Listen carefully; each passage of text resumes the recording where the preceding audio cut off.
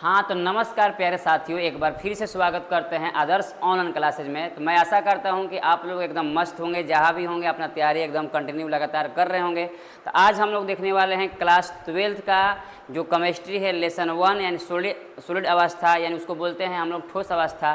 तो solid state के बारे में हम लोग जानेंगे, उसका ऑब्जेक्टिव जो सवाल प्रीवियस में पूछा गया है, यानी क्वेश्चन बैंक में पूछा गया, वही सवाल हम लेके आए हैं। मात्र 20 या 21 सवाल है, आप लोग अच्छे से देखिएगा, आपका ऑब्जेक्टिव क्लियर हो जाएगा। तो पहला सवाल हम लोग लगाते हैं।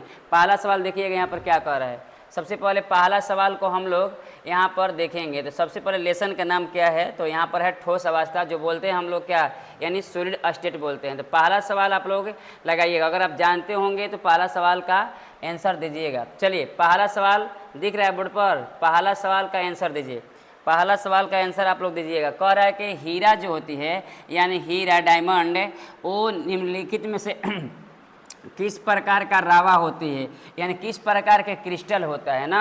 अब बताइए, आयनिक होगा कि आणविक रावा होगा कि सह संयोजक होगा कि धात्विक रावा होगा। तो क्लियर रखिएगा अपना कि हीरा जो होती है ना, एक कार्बन जो होती है अन्य आपको, यानी हीरा एक कार्बन अन्य 3 कार्बन से मिला होता है कि 4 कार्बन से। हीरा यानी कार्बन के समूह से मिलता है, यानी एक कार्बन 4 कार्बन से। कितने कार्बन से? 4 कार्बन से। तो ध्यान देना, एक कार्बन कितने कार्बन से? 4। तो यहाँ पर हम कर देंगे 4। मान लो एक कार्बन है, एक कार्बन अन्य 4 कार्बनों से जुड़ा हुआ रहता है। तो कार्बन क्या होती है, आप लोग जानते हैं कि कार्बन जो होती है ना, एक अधातु होती है। या अधातु हो गया तो पूरा समूह हो गया क्या, अधातु। जब अधातु से अधातु एक बंध बना होगा, सिंगल बॉन्ड से बना होगा, तो उसको जानते हैं क्या बोलते हैं, सहसंयोजक बंध बोलते हैं, जो रावा हो जाएगा, यानी इसमें हो जाएगा सहसंयोजक।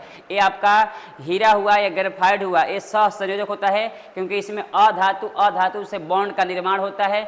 इसलिए हीरा कभी भी आए, हीरा है ग्रेफाइट है, आपको मारना है सहसंयोजक। क्या मारना है? सहसंयोजक मारना है। चलते हैं अगला सवाल की ओर।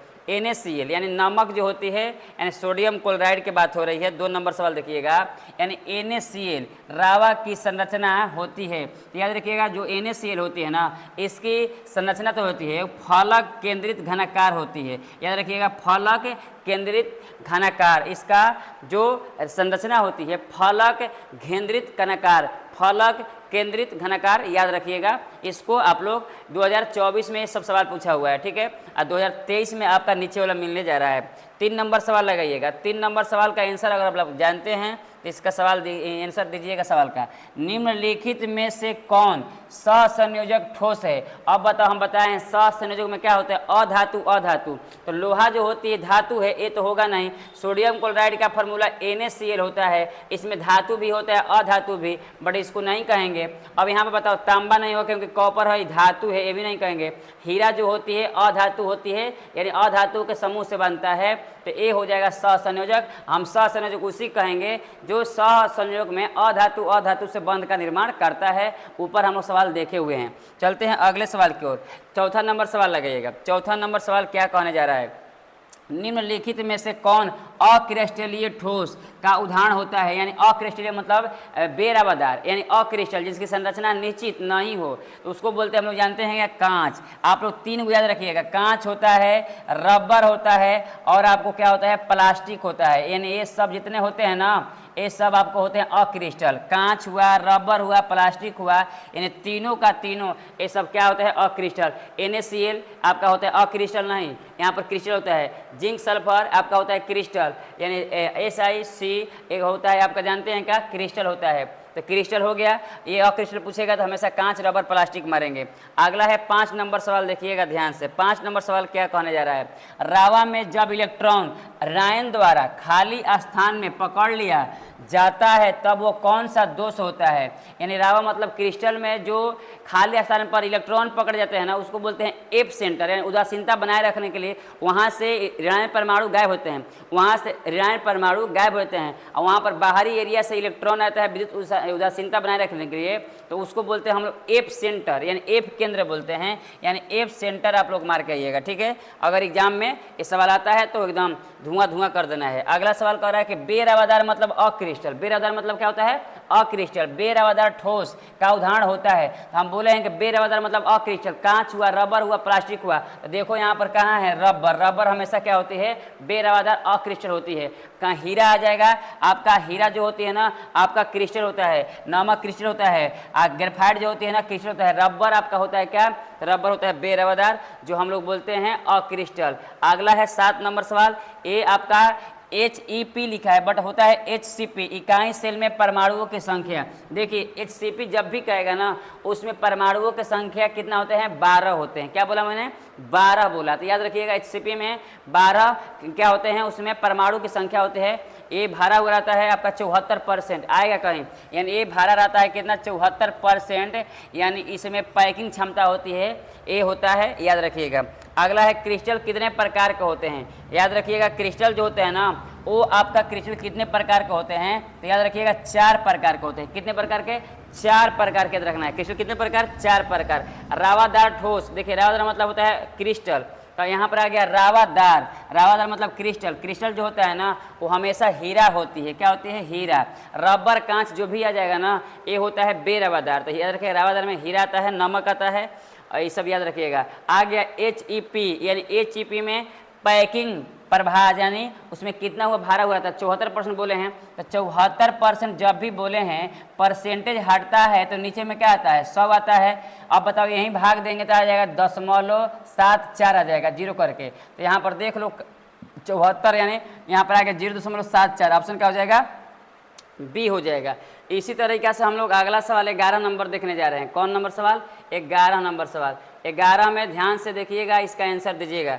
11 नंबर सवाल क्या कह रहा है, कह रहा है कि मूल क्रिस्टल तंत्रों की संख्या, ये बहुत VVI है जो 17 और 23 में पूछा है। तो मूल क्रिस्टल में तंत्रों की संख्या कितना होती है, 7 को होती है, और इसी से 14 को क्या बनता है, ब्रेवेक्स जालक बनती है। तो याद रखिएगा मूल क्रिस्टल तंत्रों की संख्या टोटल 7 होती है और इसे त्रिविमीय ज्यामिति बनाता है, यानी 14 को। तो ये नहीं कि 1 को 2 को बनाएगा, क्योंकि दोगुना हो रहा है, किसी में 1 बनता है, किसी में 2 बनता है, किसी में 3 बनता है, ब्रेवेक्स जालक। बट टोटल ब्रेवेक्स जालक कितना बनता है, 14 का बनता है। बट मूल क्रिस्टल कितने होते हैं, 7 को होते हैं, याद रखिएगा कितने होते हैं, 7। अगला है BCC, इकाई सेल में मुक्त खाली जगह। देखो ये भारा हुआ रहता है 68%, यानी फुल रहता है 68%। जब भारा हुआ मालूम है तो 100 में से जब हम घटा देंगे 68 तो क्या आ जाएगा, 32, ये हो जाएगा खाली। बट पूछा क्या है, खाली जगह, यानी BCC में खाली जगह 32% और 68% का होता है, भारा हुआ रहता है। अब चलते हैं हम लोग 13 नंबर सवाल की ओर। 13 नंबर सवाल लगाइएगा ध्यान से।